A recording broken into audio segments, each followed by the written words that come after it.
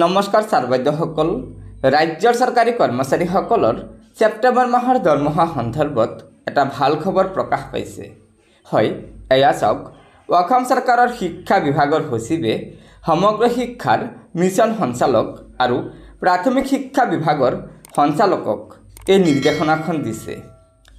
নিৰ্দেশনাখনৰ বিষয় আছে চাব, বিশেষ নিযুক্তি ড্ৰাইভৰ জৰিয়তে নিযুক্তি দিয়া শিক্ষকসকলৰ দৰমহা প্ৰদান সন্দৰ্ভত। তাৰপিছত কৈছে, সমগ্ৰ শিক্ষা অসমৰ অধীনত কাম কৰা ঠিকাভিত্তিক আৰু ষ্টেট পুলৰ শিক্ষকসকলক ইতিমধ্যে বিশেষ নিযুক্তি প্ৰক্ৰিয়াৰে নিয়মীয়াকৰণ কৰা হৈছে।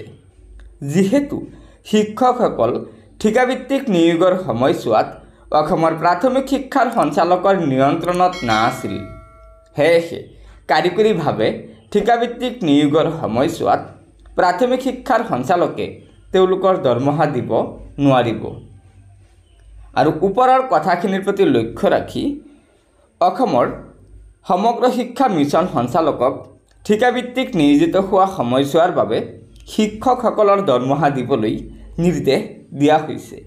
আৰু প্ৰাথমিক শিক্ষা বিভাগৰ সঞ্চালককো নতুনকৈ নিয়মীয়াকৰণ কৰা শিক্ষকসকলক দৰমহা প্ৰদান কৰিবলৈ নিৰ্দেশ দিয়া হৈছে, যেতিয়াৰে পৰা অৰ্থাৎ যি তাৰিখৰ পৰা তেওঁলোকৰ চাকৰি নিয়মীয়াকৰণ কৰা হৈছে।